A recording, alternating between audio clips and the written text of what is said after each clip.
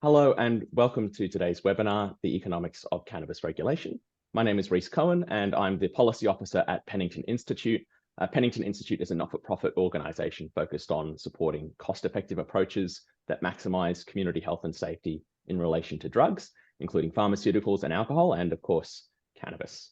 Today, I'm speaking from the lands of the Wurundjeri people of the Kulin Nation, and I'd like to pay my respects to their elders, past, present, and emerging. And I'd also like to acknowledge the traditional owners of the many lands from which we're all speaking from today. Before we get started, I'd just like to take the opportunity to quickly say that last week, Penington Institute published some new research showing that a clear majority of people in Victoria want to introduce a regulated cannabis market for adult use. And we are currently obtaining feedback from the community to help shape that conversation about cannabis in a way that's meaningful to all Victorians. So if you would like to share your thoughts with us, positive, negative, or otherwise, please visit our website and get in touch. Now, on to the business of today. Welcome everyone to the fourth webinar in our series titled Global Perspectives on Australia's Cannabis Future, where we ask the leading experts to share their cannabis policy insights from Australia and around the globe and explore the big questions that need to be answered about how Australia could regulate cannabis for adults. If you haven't seen the previous webinars in this series, I encourage you to check them out. We've covered a whole range of topics so far, from mental health to driving impairment and a bunch of things in between. And the webinars are available for you to watch on demand via the Penington Institute website. Just visit the news and events page, and this webinar will also be recorded and available there for you later on. Today's webinar will run for 1 hour and be consisting of a facilitated panel conversation, followed by some time for audience Q&A. So I really encourage everyone to use the Q&A function to ask questions throughout today's discussion, and we'll try to get to as many as we can at the end. Our topic for today is economics, which will touch on issues like how to balance tax levels against industry sustainability and the role of prices when it comes to public health and illicit markets and illicit market reduction efforts. So I'm very excited to bring you three expert panelists who will briefly introduce themselves, and then we'll get stuck into it. So in no particular order, please welcome Beau Kilmer. Beau, could you tell us a little bit about yourself and your work? Sure. My name is Beau Kilmer, and I co-direct the Drug Policy Research Center at RAND. And I've been spending a lot of my time lately kind of working on issues related to illegally manufactured fentanyl. So I have to say it's nice to kind of take a break and spend this afternoon or morning with you talking about cannabis. A much more congenial topic, I'm sure. Thanks, Beau. And also with us is Karen O'Keefe. Karen, could you introduce yourself, please? Sure. I direct the State Legislative Department at the Marijuana Policy Project. We're a nonprofit in the United States that works to legalize and regulate cannabis with a focus on justice and equity. And we also work on medical cannabis and decriminalization. Wonderful. Thanks, Karen. And last but not least, we have Matt Lammers. Matt, would you introduce yourself, please? Thanks for having me. Yeah, I'm the international editor for MJ Biz Daily, and I report on the good, the bad, and the ugly in the legal and illegal cannabis industries around the world. Fascinating. Okay, so let's get started. Today's webinar is going to be exploring sort of two closely related economic concepts, taxation and pricing. Let's start with pricing. When it comes to cannabis markets, it seems to me at least that policymakers are much more concerned about prices and what's happening with prices than they are in markets for other products, even including sort of like alcohol, for example. Do you think that's the case? And if so, why do you think that might be? Beau, why don't you kick us off? Sure. Well, I mean, you gave the example of alcohol. I think a lot of people care about the price of alcohol. And especially here in the United States, from a public health perspective, a lot of people want to raise taxes.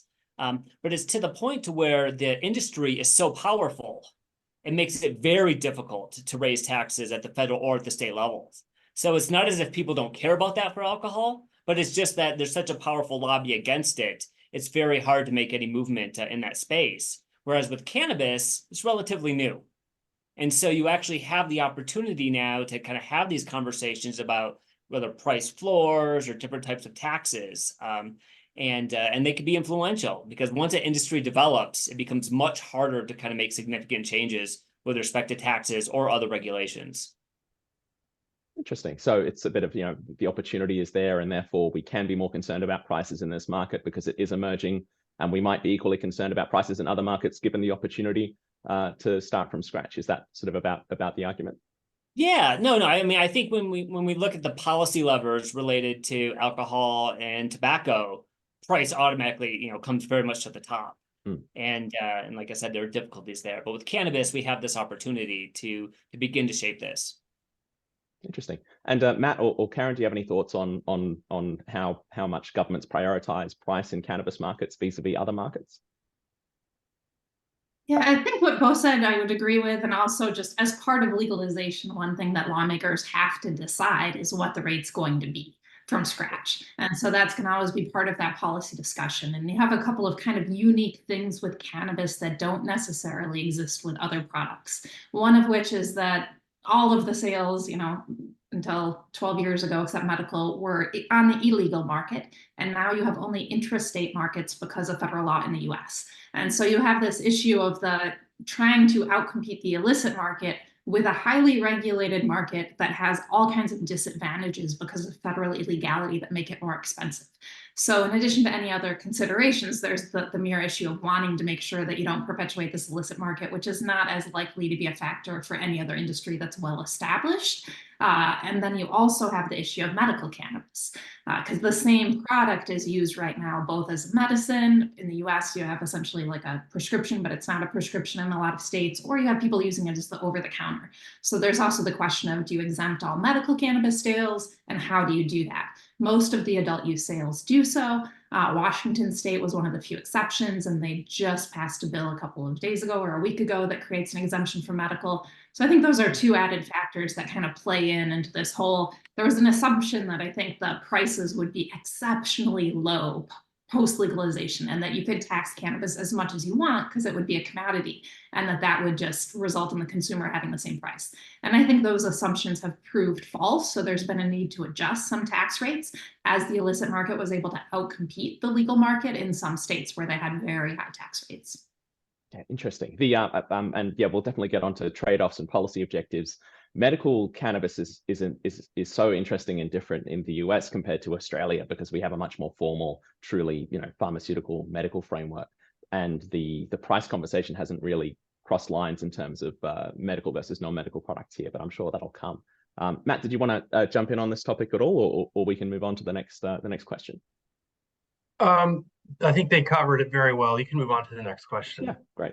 Well, speaking of objectives, in many cannabis markets, there are clear objectives around, for example, in Canada, the regulation of cannabis is meant to do a few things, including protecting public health and safety while reducing criminal activity, as sort of, two of the main priorities.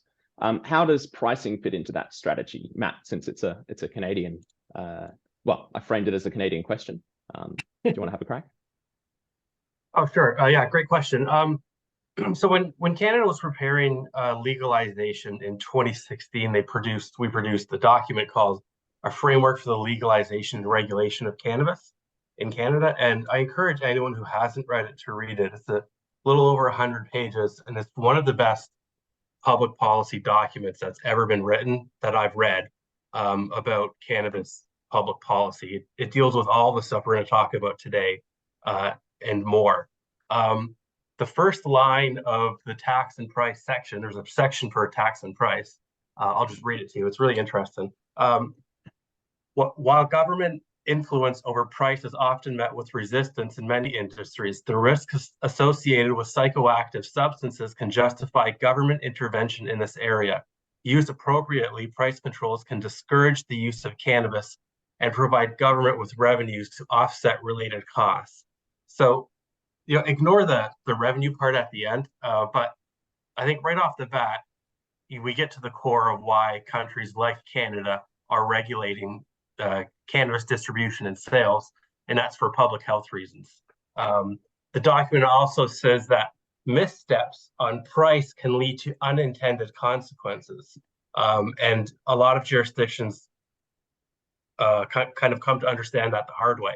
So too low a price can inadvertently boost demand, while too high a price could shift consumers to seek lower cost products in the illicit market. So that's really interesting because price and taxes play a huge role in demand and consumption. So on the one hand, if prices are too low, demand will rise. On the other hand, if prices aren't low enough, then the legal businesses will struggle to compete against the illegal businesses.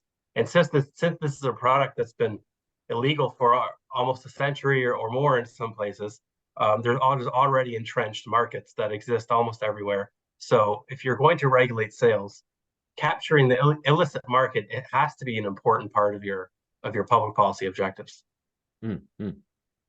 Beau or Karen, did you want to jump in on that, or any thoughts from the US experience? I mean, I can, Karen, do. Okay.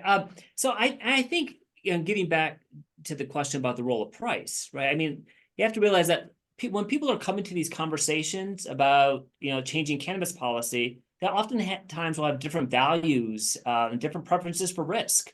And so if you're someone who really does want to reduce the size of the illegal market as quickly as possible and kind of drive out, organized crime or some of these other groups, you're going to give out a lot of production licenses, not have a lot of regulations, have low tax rates, and really try to push the price down as a way to kind of make it harder for those in the illegal market to compete.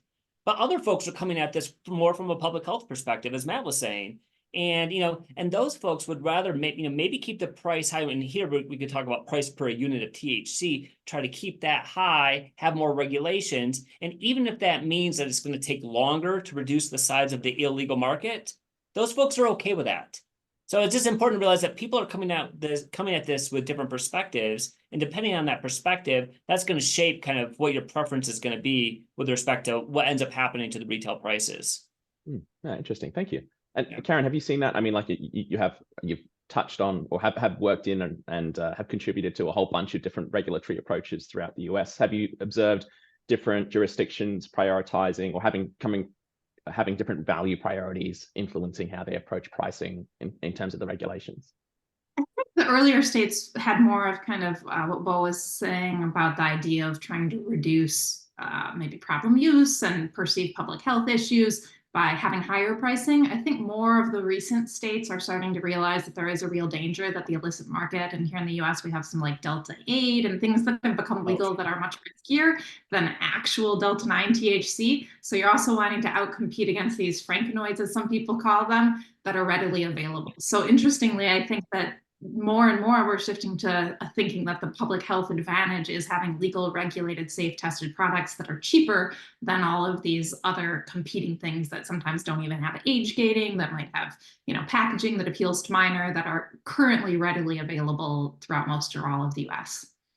Yeah, it's an interesting point. Just for our audience members who might not know, Delta 8 is a cannabinoid that can be transformed from CBD into an intoxicating THC cannabinoid that isn't currently controlled federally in the US. Is that an accurate description? Beau, you want to jump in on that one? Yeah, I was gonna say, no, I mean, I'm really glad Karen mentioned this, because I think even when Canada was having these conversations, and plus in most US states, when they were thinking about, legalization and thinking about taxes, and I mean, so much of the focus was on Delta 9 THC, which makes sense. But now, I mean, things are just a mess in the United States with our farm bill, our 2018 farm bill, which kind of created these loopholes. Essentially, as long as the plant had less than 0.3% Delta 9 THC by dry weight, that essentially meant that those derivatives were legal, or that's how a lot of people interpreted that. And so what that meant is you could take all the CBD, and as you mentioned, not only can you convert that CBD to Delta 8 THC, you could also convert it to Delta 9 THC.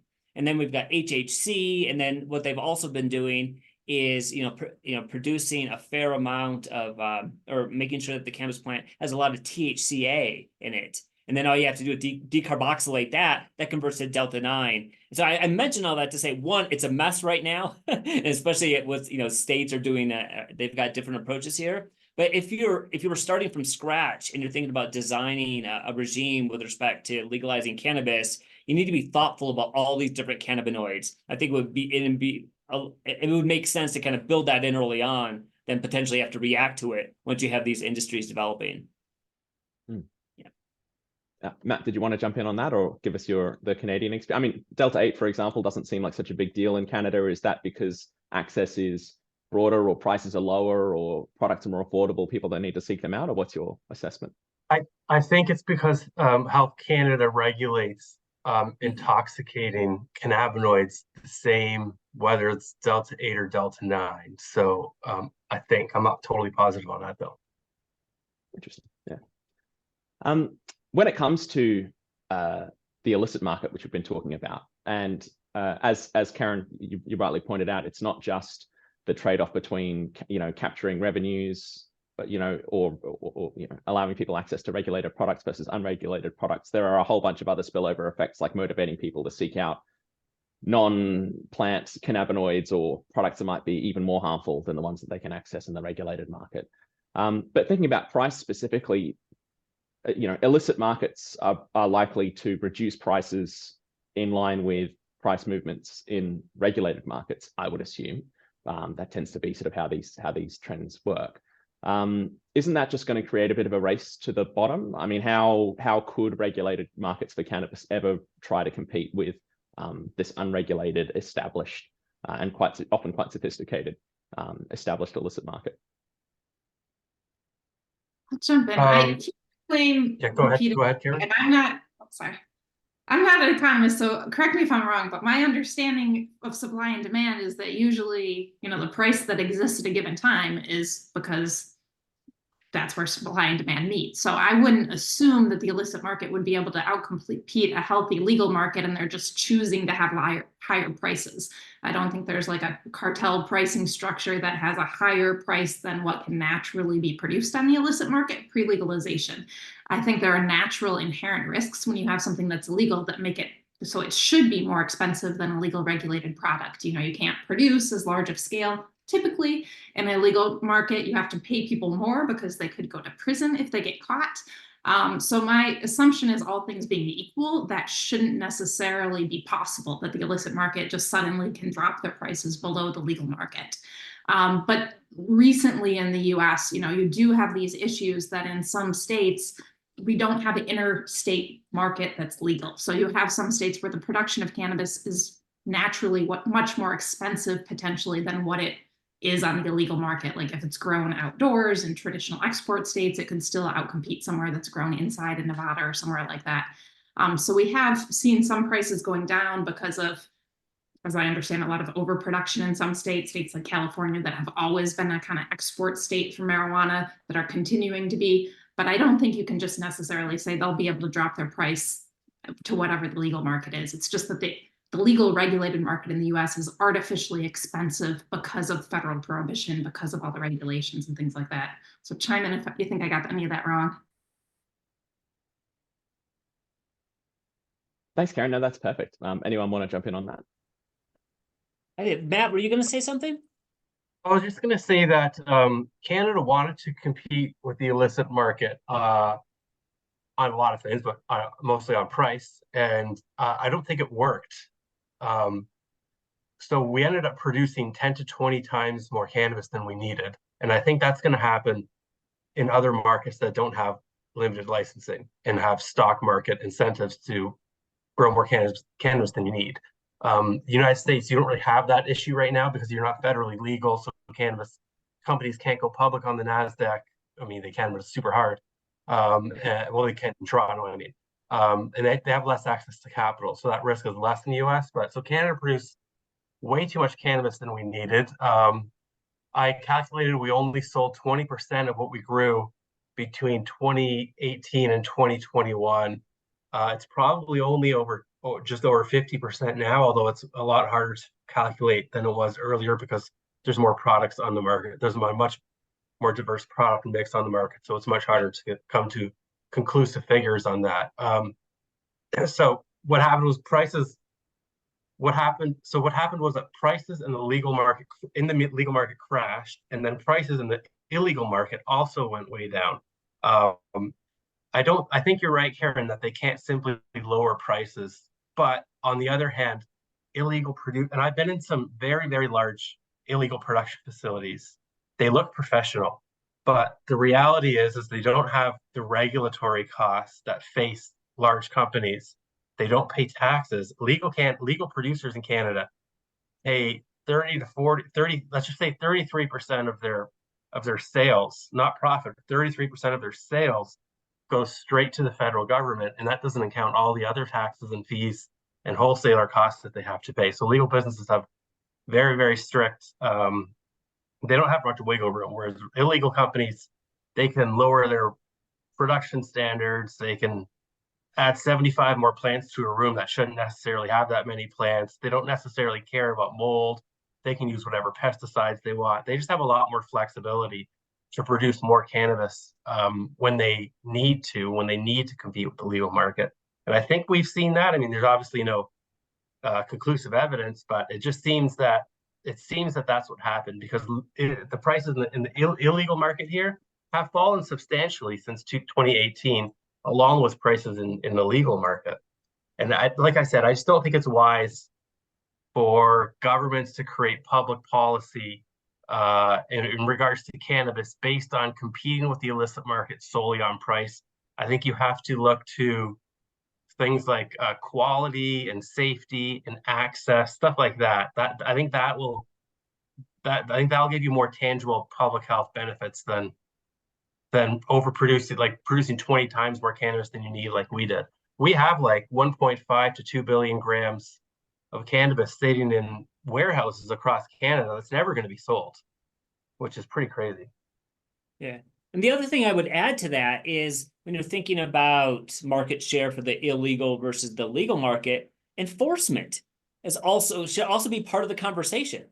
One could imagine a scenario where you could spend more money on cannabis enforcement after legalization than before. If the goal really is to shut down, Matt mentioned these big facilities, you could try to shut them down if you wanted to. I mean, that's a choice. And this is really important. We see this with respect to New York, which recently legalized. And so what New York did, and I'm not sure if you had talked about social equity in some of your other webinars you had, but essentially New York was trying to be really thoughtful about this. And what they did is they said initially they were only going to, they were going to give out the initial licenses to either equity licensees or to nonprofit organizations, which was pretty progressive. However, typically after a place, passes legalization, it can take a couple of years sometimes to kind of build a regulatory system up. So while New York was doing that, you then had a number of people of kind of bodegas and other stores illegally selling cannabis.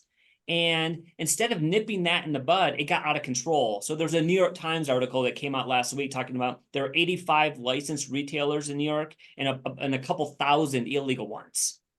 And so, and they're not, and so, the prices there are lower. And so New York made a mistake. New York should have really stepped up enforcement and stopped it from proliferating. I mean, now it's going to take time for them to kind of really reduce the size of their illegal market. And in the short run, that's really going to hurt these equity licensees as well as these nonprofit organizations. So I think when you're thinking about legalization, enforcement should be part of the conversation, especially when you're thinking about trying to help those equity applicants and some of the other kind of smaller businesses.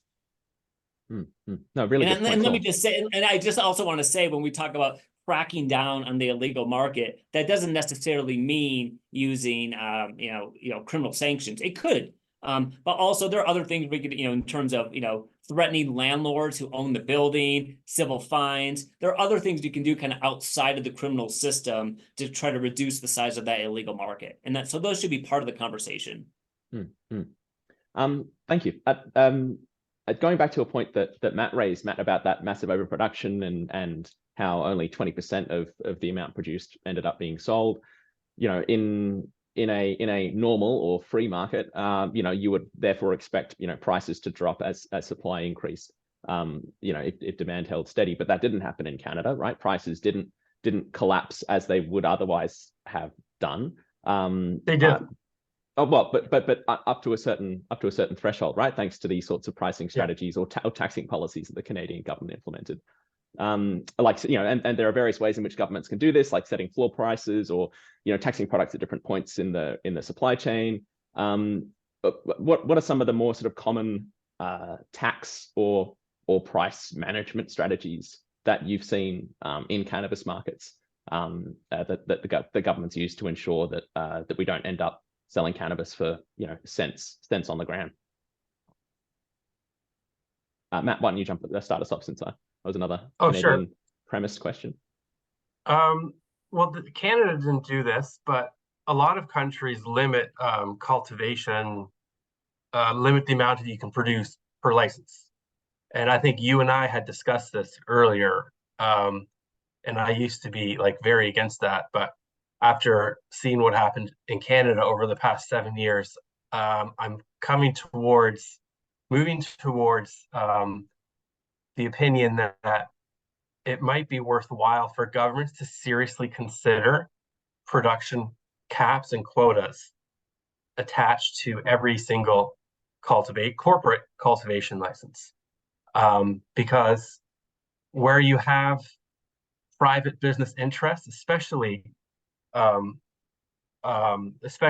if they're driven by fiduciary duty related to corporations and stockholders, then you're going to almost always end up with too much production, especially in an industry like cannabis, because CEOs and executives will do what they think will increase their stock price.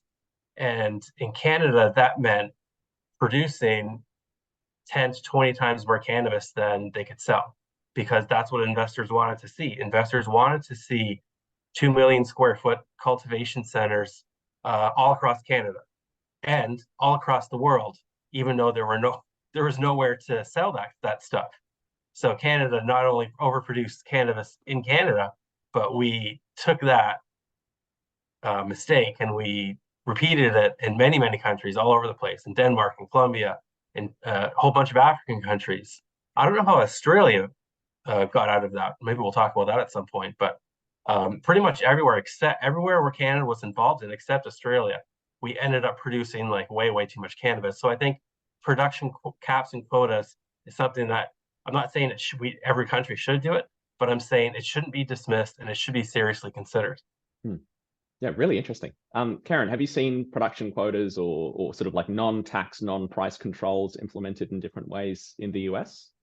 Yeah, a lot of states have caps on how large canopy can be. I think in Washington state, they tried to figure out how much total square footage of cannabis they needed to meet demand. Initially, it was way too low, and then it was arguably too high. But there are attempts to figure out how much cannabis should be licensed so you don't have an oversupply and undersupply. And again, this is so much tougher than any other market because you don't have interstate legal commerce. So if you end up with too much cannabis, there's just prices plummet and nowhere to legally sell it, and it goes out the back door, or people just lose out on revenue and have their businesses go under. Yeah, and if there is overproduction, what are some of the strategies that you've seen governments use to ensure that prices don't fall below a certain agreed threshold or target threshold of some kind? Like, what are the sort of common strategies that you've seen? Other than adding a pause on issuing new licenses, I haven't seen that much. In the US, we don't have a lot of active price interference by the government. And Beau and Matt, if you can think of something that I'm not thinking of, but I'm not aware of anything other than not licensing more cultivation. Yeah, one thing that's really, sorry, go ahead, Beau. Oh, no, well, Matt, I'm just going to say, just in terms of thinking about other mechanisms for controlling price, you also have it in Canada. You've got some provinces and territories where it's, you've got government-controlled retail sales. And in fact, I believe for most of the provinces and territories, there's only the government serves as the wholesaler. So government involvement along the supply chain can affect some of that in terms of setting the prices. And that's a lot easier to do when it's government stores versus kind of for profits. So that should be something. That's a really good point. Like in Quebec, it depends. Like in different provinces, the government controls various parts of the supply chain. In Quebec, it's everything except production and cultivation. So, it's wholesale and retail. In almost every province in Canada, the province owns the wholesaler. So that effectively means that the governments, if they choose to do so, can control have a large degree of control over the price of cannabis. And we haven't seen them exercise that control, except for in Ontario, which implemented a price floor last year because prices were falling too fast. And if you think of like business, if you're a business person and the price of your product is falling like 10 to 20% a year, it's really hard to forecast sales. It's hard to forecast budgets. It's hard to forecast payrolls because the price of your main product is falling every year, right? And this is the situation businesses are in Canada. So not only do they have overproduction, but they have falling prices and they have overcompetition and they have overtaxation. So it's a perfect storm to lose $20 billion. Yeah, it's been I will interesting to say see that unfold. It hasn't happened yet, but the governor of New Hampshire has said he would only sign a bill if it has a state franchise model where the state serves as the franchisor and they control prices. And one of the reasons that's cited for doing that is precisely this concern that, you know, you'll end up with the prices dropping. So it'll be interesting to see if that's implemented, if so, how it works. I think that's a smart thing to consider, and I would encourage governments to seriously consider that. It's something that a lot of people, businesses especially, just dismiss automatically, that the government shouldn't be involved in the wholesale or retail or in a supply chain of cannabis. They should simply regulate and make the rules. But cannabis is so new and it's so complicated that I think there are valid reasons to consider government-owned wholesalers, so long as they don't take too much of the pie, so long as they don't take too much margin. And that's another huge problem in Canada, is that the most profitable businesses are the wholesalers, and they're owned by the governments because they're taking too much margin. And I would just add that if there's a mistake, we made it. Yeah, just following up on this in terms of it, when you think about, you know, the role of the government, you know, at the wholesale or at the retail level. I mean, not only can that be useful for thinking about, you know, trying to, you know, put controls, you know, implementing price controls, but also with respect to products that are hitting the market. I mean, it is always possible that you can control the products if you have a for-profit commercial model. But it can be a lot easier to do that with a government control model. For example, what we see, so Uruguay has a really interesting scenario where it's sold at for-profit pharmacies. Not a lot of pharmacies. That's one of the options, but they're you know, the government controls the products. You know, it's basically only flower, controls the THC levels, controls the prices, controls how much you can consume or how much you can purchase each week. And so that is the model out there. But granted, it's a very small country. Yeah, and really interesting approaches. I mean, really interesting to compare and contrast like the Ontario cannabis store to the Uruguayan government in terms of, you know, in Ontario, there seems to be, from my perspective as a foreigner, a lot more attention paid to ensuring that there are products on the market that people want to consume, and that there's diversity of products and diversity of price ranges, and a lot more conscious ongoing effort by government to make the market attractive, which is I wouldn't say is necessarily the same in Uruguay from what I've read. But yeah, different priorities. Yeah. Please make sure, by the way, audience members, that you use the Q&A function if you'd like to ask a question. We're going to try and get to some audience questions in about sort of 10 or 15 minutes time. So make sure you pop those into the Q&A function. Speaking of pricing, or continuing to speak of price, I want to ask about minimum unit pricing. This is something that's you know, much more common in, say, alcohol markets. I know outside of the US in particular. But you know, the idea that you determine a unit of alcohol or a unit of THC, for example, and you tax products based on that in order to meet public health objectives of avoiding harmful consumption rates and that kind of thing. To me, that seems like a perfectly sensible way of taxing any market that includes you know, an intoxicant. But it's not very common in cannabis markets, as far as I can tell. Does anyone have any thoughts on THC unit pricing, you know, in general, or why and where it is or is not implemented?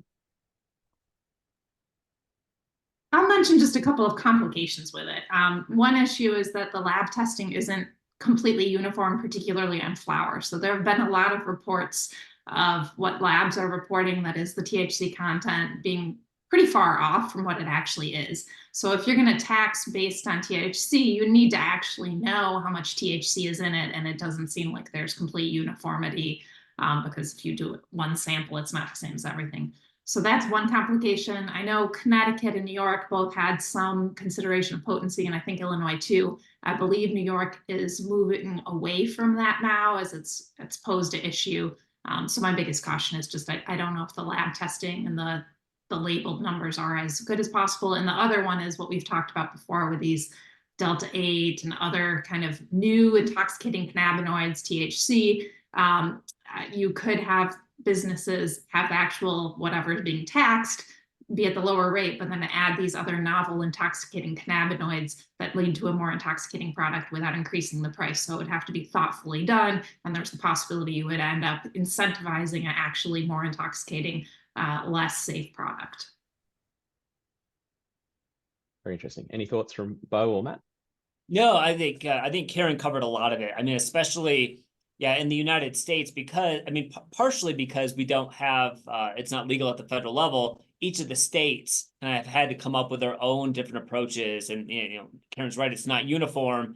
And I mean, yeah, the reports coming out about the differences in what's on the label. I mean, a lot of this is based on, you know, studies that they've done in Colorado, which is the market that's been open the longest with respect to adult use. And so part of that comes down to you just being able to test the testers and also enforcing the law against those. I mean, we know that there are people that, you know, labs that are gaming the system.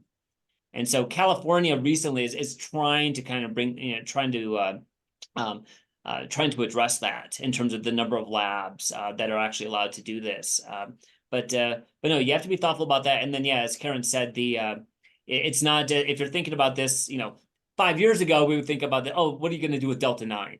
But you have to consider, oh, yeah, well, they'll just have a small amount of Delta 9, they'll ramp up to Delta 8, or they'll just ramp up to, you know, the THCA. So you have to begin thinking about almost like a measure of total THC, which we have when you talk about Delta 9 and when you talk about THCA and the conversion. But what do you do with Delta 8? What do you do with Delta 10?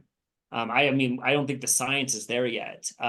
But one thing you could do, I mean, you do have, like, Illinois has this tax. So essentially, it's a higher tax rate if it's over 35% THC, which essentially is, for a lot of it, it's flower versus non-flower. I mean, for the most part. Yeah, Connecticut and New York, they both passed these different THC taxes. We had a different rate for flower, for concentrates, and then maybe edibles. But as I said, New York is a mess right now. And so people, you know, and also the industry does not want a potency-based tax. And so this is something like, oh, New York's a mess, let's just get rid of all the taxes. And so you're going to see industry kind of pushing against that. And you know, in Canada, you know, they actually do also have a THC tax on the edibles and concentrates, but, you know, I think it's what, a penny per milligram or something. But when designing these, you could also think about setting up a more progressive tax, to where it would be a higher tax rate if there were higher levels of THC. But, you know, and there are going to be trade-offs too. You know, if you set the taxes too high on some of these products, people may go to the illegal market. But you also have to think about, well, do those products exist in the illegal market? You know, for example, in the United States, we already had all the places, a lot of them already had these thriving medical markets where you already kind of had these products being produced. If you take a place like Australia or some other place which may not have some thriving medical market, which may not already have a big market for concentrates and dabs and all that, you may not have to worry about the illegal market as much. But yeah, there are going to be trade-offs. Yeah, super interesting. Yeah, and there's something called induced demand, right? Like, and this is a real thing too. Like, a lot of people, especially around here in Canada, we're a little bit backward. Like, they think they don't need public transportation, they don't need trains, but if they had it, they would use it. That's induced demand. And same with highways. You don't need a highway, but if you build a highway, people are going to start using it. They'll buy more cars. I think that this is also the case with some cannabis products that didn't exist before legalization in Canada, like THC beverages. There was no demand for THC beverages 6 years ago, but there is now. And so is that a public policy mistake, or do they do it on purpose because they want people to not consume smokable cannabis? I don't really know. But the way Canada does their taxes, like Beau said, you end up paying a lot more tax on a smokable product. From a business perspective, you end up paying a lot more tax on a smokable product than you do on if you make like a vape pen or an edible, for example. But then you also have wholesalers across Canada who have all different wholesale rates for different products. And there's no real rhyme or reason why certain products have a certain wholesale rate compared to other products. So a lot of it is accidental too. Interesting. Yeah, complex stuff. And I mean, we've already touched on this topic throughout the conversation that we've had so far, but clearly industry sustainability needs to be considered to some extent. If you have commercial production occurring in a market, you can't simply increase taxes so high that businesses go out of business and then they can't produce the cannabis that you rely on. But as Beau pointed out, earlier on, there's also this concern about making sure that an industry is kept in check so that it doesn't unduly influence public policy decision making. How do we manage that tension, or what are some of the ways in which we can try to meet both of those objectives? Any thoughts?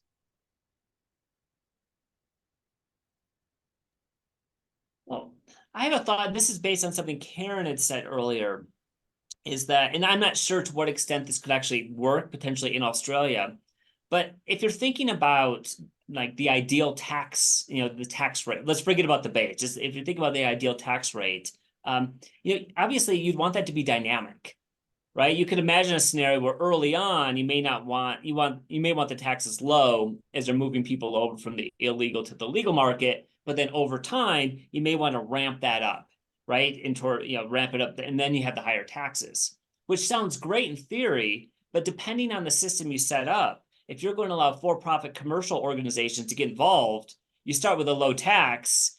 Over time, they're gonna try to prevent that tax from increasing. So I'm not sure if you could do this in Australia, but if you could actually set the taxes to where then it could change over time, and it wouldn't necessarily require legislative involvement, so the lobbyists can't get involved. That to me, that would seem ideal in terms of being able to think about not only reducing the size of the illegal market, but then also in terms of thinking about what's the appropriate amount of the amount of production, the number of licenses that you're giving out. Interesting. Yeah, it's not a direct comparison, but in Australia we have a sort of independent government commission that determines minimum wages in the country, for example, which is meant to make it a less political decision that isn't a victim to party politics. But there's obviously challenges with that. Karen, did you want to jump in on that? Yeah, so one thing I'd add, I think there's kind of an assumption in some of the conversation that having too low of a price is a bad thing, that you don't want to encourage use of cannabis. And one thing I'd say is when you're looking at it, it's worth looking at it holistically, because people aren't just either using cannabis or nothing. There have been some research recently showing that beer consumption has been reducing in Canada as cannabis became legal. We've seen some reports of over-the-counter consumers, adult use consumers in Colorado that report they're using it for sleep or for pain in lieu of other medications. And so in a lot of cases, it actually could be a net good to people's well-being and more beneficial for the health. So studying, kind of the holistic picture of who are these consumers? Are they using it in lieu of alcohol? And if so, do you really want to price the less harmful substance at a rate that's higher than the more harmful substance, I would say. Yeah, really good point. Yeah, some interesting trade-offs there for sure. Speaking of taxes, I mean, this money is going somewhere. Governments are collecting quite a lot of it, for example, in Canada, as Matt mentioned. What do governments tend to end up spending this new money on? And does using cannabis revenue for certain purposes pose any particular sort of risks or problems? Anyone want to jump in on that one? Well, what they say they're going to spend the money on in Canada anyways was completely different than what they actually spent the money on. Like when they legalized cannabis, when we legalized cannabis, we didn't do it. We did it for public health reasons. Public health. They never talked about tax in terms of like we wanted to do it for tax revenue. They never talked about businesses or jobs or anything like that. It was always public health.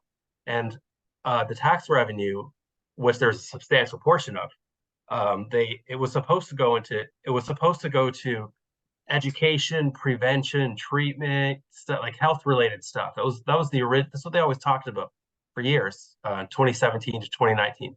And what ended up happening was it ended up going into general revenue in the federal government and in all the provinces. And they collect a massive amount of taxes from cannabis now. So in Canada, we collected more cannabis, just excise tax alone, not even considering the other cannabis taxes and margins. Just the excise levy the excise levy is applied to cannabis producers when they sell products to wholesalers, and there's only a limited number of wholesalers, like we talked about. So it's easy to calculate, easy to figure out. We got more revenue from cannabis than we did from beer and wine combined last year, and this is it's close to $1 billion. So it's a lot of money. It's going up every year, and I haven't found any evidence that a meaningful amount of Canada's tax revenue is going to public health initiatives like it was supposed to. But they're doing some research. They're giving out like $1 million grants, $10 million grants here and there for researchers. But we're not doing the kind of research that I was expecting, and that I think a lot of people were expecting when we legalized cannabis. And we have the money to do it, so why not? Let's just do it. Yeah. Karen, any I'm thinking of US examples where certain amounts of cannabis is allocated to social programs and some of the challenges that might come up with that. Yeah, so I'm not aware of problems that I can think of right offhand. A few common allocations, especially in more recent bills, are having at least a small chunk of the money going to train more law enforcement officers as drug recognition experts, because in some states there aren't many of them. In a lot of cases, there's concern about driving under the influence. Another common piece is having some money go to things like public education around cannabis use, to say, it's not for young people, don't drive under the influence, things like that. In a lot of the more recent laws, a significant chunk of the money goes to communities hardest hit. We have very similar rates of cannabis use across the races in the US, but very disproportionate enforcement. African Americans are about 4 times as likely to be arrested for possession. So because of that kind of inequality, there's a push to have some of the money be invested in those communities hardest hit. And in some cases, some of the money invested into startup for businesses operated by people who were either personally impacted or that were from a community that was impacted. A lot of states also have some money go for education or whatever is more desirable. Certainly, I've heard a lot of finance committee members lately say, we look at our entire financial needs of the state, we'd rather it go to the general fund. This is one more pot of money, and then we can see how much is needed for each of these things as a whole, instead of the percent of one stream of revenue, though. And I would just add on to what Karen said. There's one city, Evanston, Illinois, which is outside of Chicago, which is they're using some of their cannabis tax revenues for slavery reparations. And so there are a lot of different things that you can do with this money, and so in similar to what Matt said, there's a fair amount going to research, enforcement, public health, prevention, treatment, But the other thing to keep in mind is, Matt, you mentioned that the revenues keep going up for cannabis. When we look at, and this is important when you start thinking about taxation. If you look at Colorado, starting in 2022, it was after 2021, the total amount of cannabis tax revenues going to the state started to decrease. And that also continued through 2023. And I think the argument is it wasn't necessarily because consumption decreased, but it's because their price there is largely, their tax is largely based on the price. And when their prices go down, so there's kind of tax revenue. So that's something to kind of keep in mind. Yes, there's money to be made, but depending on how you set it up and those prices go down, it really can then kind of, eat away at kind of what, that tax revenue that you're going to spend on different social programs. And we do see these, we do see these price decreases. In Oregon dropped from like $10 a gram in 2017 to now less than $4 a gram. Michigan had dropped like 40% over the course of a year, and this is all with federal prohibition. And if you were to, federal legalization could look a lot of different ways. But if you were to, and this is what Karen was mentioning, if you were to allow interstate commerce, you could potentially see the market concentrate very quickly. I mean, we've estimated that you could produce all of the Delta-9 THC consumed in the United States on a few dozen, industrial-sized farms. That's it. And then that's what, and Matt said that, you got the big companies that are, getting involved in production in Canada. That's not happening yet in the US because of federal prohibition. You legalize there, that's when alcohol, tobacco companies, Amazon can all get involved. And so, and this is important when you think, and we're already seeing the price declines in a lot of places. with federally, I mean, could really kind of drop those down, which means that it's going to make it much harder for your smaller businesses, your equity licensee to compete. And it's also going to mean, potentially less revenue, for some of these social programs. Mm-hmm. Yeah, really good points. Some interesting trade-offs there. We're getting towards the end of our time, so I'll throw it open to some audience questions. There's been a couple that have come through. The first one is on this topic actually, which is about well, the question is posed, isn't it true that the tax rate is easy for the government to alter, or relatively easy for the government to alter, but the tax base is sort of harder to alter? Beau, did you want to jump in on that one, or perhaps even give us some definitions while you're at it, please? Yeah, so I mean, when we talk about the tax base, we're, as I was mentioning, most of the places in the United States, they tax as a function of price. It's an ad valorem tax. And so that's what I was mentioning with the issue in Colorado. But you could also, as a base, you could tax as a function of the THC content, which we talked about before. Alaska, I think, still taxes as a function of the weight. So you kind of, there are different ways, different types of bases you could consider. Then the tax rate is, what's that rate going to be, per milligram of THC, or, kind of per pound, or however, depending on what that base is. I don't know. I think it's still difficult to change the taxes. That said, I think, you are, at least in terms of increasing the taxes, you are seeing some places, right? For example, I don't know if it's in, I'm forgetting, in multiple states now, which are, I think New York might be one, they're trying to, get rid of that THC tax, try to keep taxes, trying to, reduce the tax rate to make it easier for people to kind of, to make that transition there. So I don't know. I think the industry, they are going to fight against that, because, this could end up hurting their bottom line. So I wouldn't say that it's easier to tax the rate than the base necessarily. Speaking of tax changes, Matt, Canada's been having some interesting conversations recently, of course. Yeah. So just to kind of add on to that, Canada has the 10%, like the excise is 10% or $1 per gram, whichever's higher. The latter part is a major problem, because when the price of cannabis fell from $10 per gram before legalization to $3 to $4 per gram, well, then automatically the $1 price kicks in, which means that you're effectively paying 35% of your revenue in federal taxes, because the 10% is no longer applicable. And it appears to be politically difficult to lower cannabis taxes. And I say appears because there's very clear evidence that Canada's cannabis excise levy is too high, but it hasn't been amended in the past 5 years. Who knows? Maybe because of politics, right? Does a politician want to be seen lowering cannabis taxes? Is that a political winner? Politicians, especially here up here, they're only going to do take any action on any on any file if they can count the number of votes they expect to get.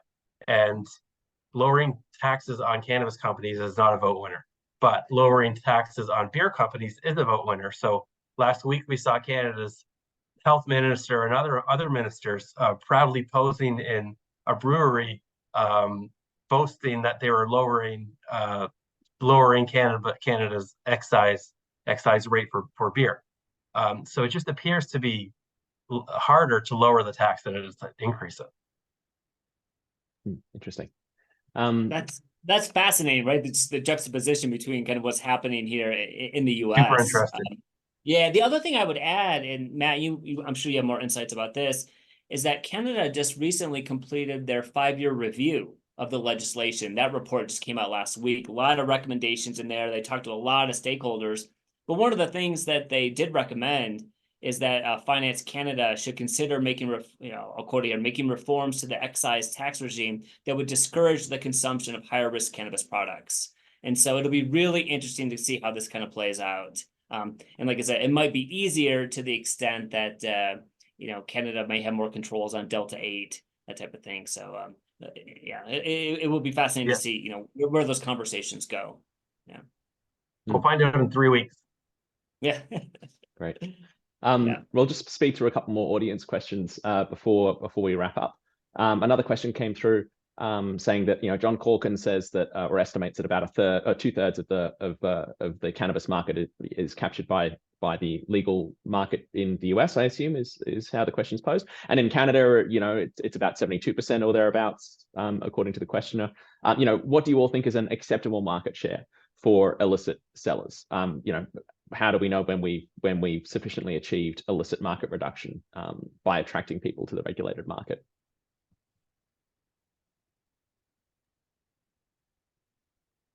I wouldn't say there's any hard and fast number. I mean, ultimately, we'd like it to be 100%. And anything that's causing people to go to the illicit market should be reconsidered of why is it that we're not able to outcompete. Some issues are, we've discussed the price issue, the tax issue. There are also a lot of states that allow cities and counties to opt out. So obviously, the only way you're going to have access there is the illicit market or somebody traveling a long distance.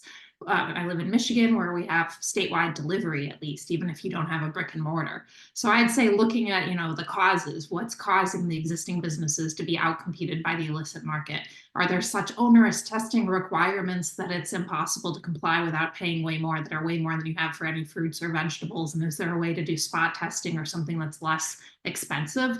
So, ideally someday it'll be 0%. And I think we need to keep looking at what can make it better. But as long as you have this kind of patchwork of some states with prohibition, some without, and the lack of the market efficiencies that you have with anything that could be interstate and the federal issues, you're probably going to see some continuation of the illegal market. I think that could be useful insight for policymakers in Australia. I mean, I think just being honest with folks, that if you're going to move in this direction, just say, look, it's going to take time. It's going to take time, and we're not going to completely eliminate the illegal market in 5 years or in 10 years. I think just being honest with people about that can just make the conversations much more productive, because it will take time. And regardless of kind of what your tax regime is, and it's a mistake I've seen a lot of policymakers in the U.S. make. It's just not being honest about this up front, and that it's going to take time, and also it's a function of how much you want to spend on enforcement. No, really good take-home message, and also important to be honest about the potential economic upside, so people aren't disappointed. I could talk about this topic all day, but we should probably get towards wrapping up. So look, I just want to thank each of you, Beau, Karen, and Matt. Thank you so much for your time today. It's been great, and thanks for sharing your insights with us. We all really appreciate it. Just a final reminder that this webinar will be available to watch on demand on the Penington Institute website. And of course, we are, Penington Institute, currently seeking input from community members about their feelings and thoughts about cannabis regulation in Australia. So if we'd love to hear from you, please get in touch via our website. And make sure you're following us on social media so you can hear about our upcoming work. So thanks again to everyone who attended, and thanks to our wonderful panelists. And I hope you enjoy your morning or afternoon, depending on where in the world you are. Thanks all.